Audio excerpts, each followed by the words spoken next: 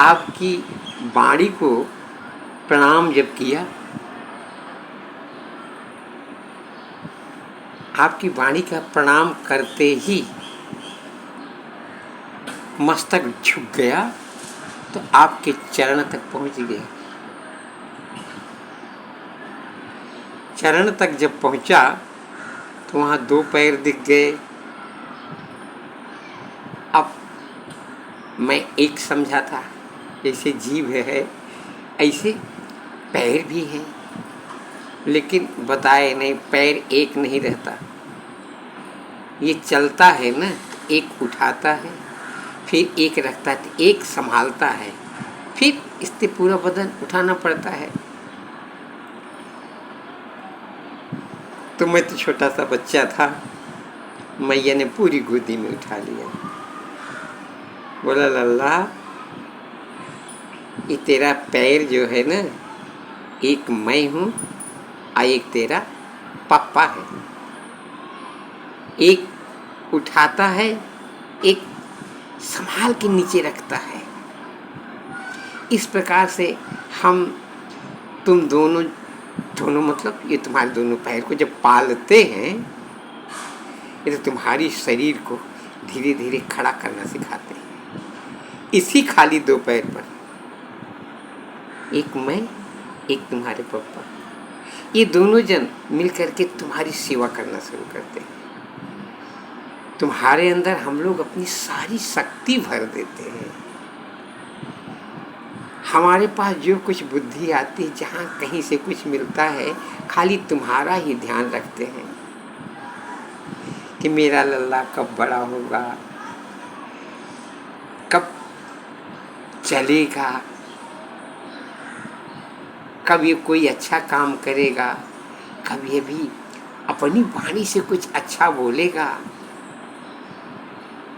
रोज पालते हैं, परंतु क्या करूं, रहने के लिए हम लोगों के पास कुछ है ही नहीं। टूटी फूटी मड़ैया भी नहीं है। हम लोग आदिवासी हैं, हमारे पास कुछ घर नहीं, ऐसे भटकते रहते हैं। बच्चा तो है, अब उसको कहाँ रखूं? अब वो हमारे हृदय में ही रहता है दोनों जन। हम लोग यही सोचते हैं, इसको कहाँ रखूं, कहाँ संभालूं इसको। उसी समय एक ब्राह्मण मिल जाता है और उसकी बहुत बड़ी शिखा, ऊपर मस्तक में चंदन,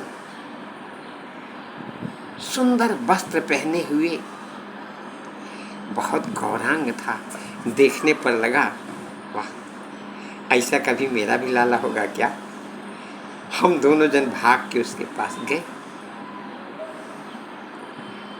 हम जब उसको देखे तो मुस्कुरा दिए। मुस्कुराए तो हम लोगों को भी हंसी छिड़ गई।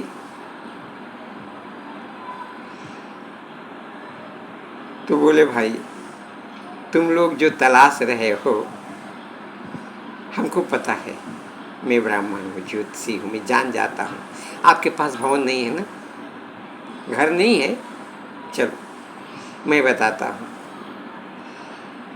ये 4-5 जान हैं, 6 जन लगभग। इन लोगों को बुलाओ और इन लोगों से प्रार्थना करो। तो ये 6 जन मिल करके एक और 7वें जन को बुला लेंगे। फिर तुम्हारा सत्य कार्य प्रारंभ हो जाएगा। जो तुम सोच रहे हो वह कार्य हो जाएगा और तुम्हारा लल्ला अपने मुंह से राम बोलेगा। राम 2 शब्द आता है इसमें, आम, रक्षा करेगा। कैसे? मीठे मीठे मधुर स्वर से राम राम बोलेगा। पहले जिसके पास घर नहीं था उनको घर मिला, कलयुग के, ये तुलसीदास जी है।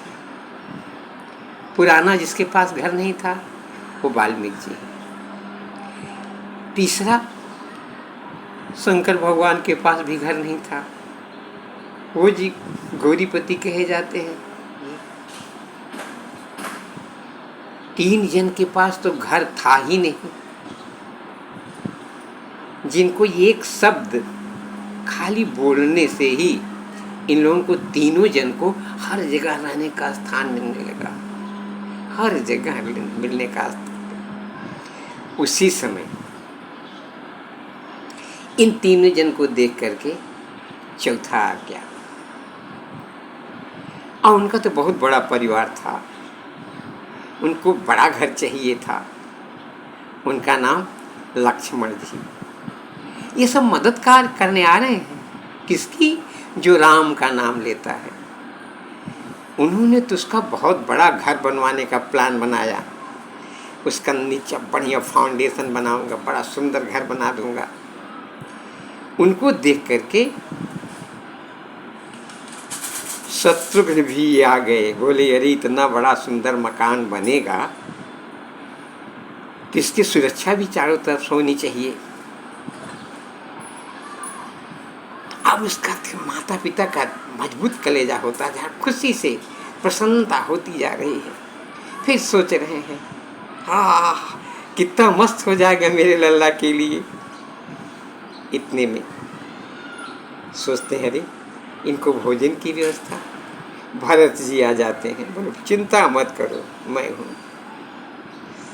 इसको भोजन की भी कमी, जो राम का नाम लेगा उसको भोजन की भी कमी नहीं रहेगी।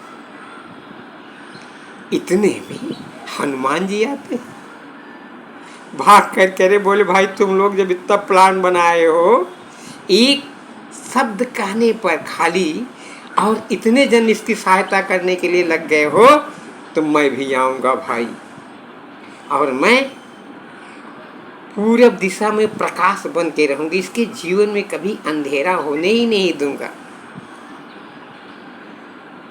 जब हनुमान जी भी आ गए तब तो पूछना ही क्या है।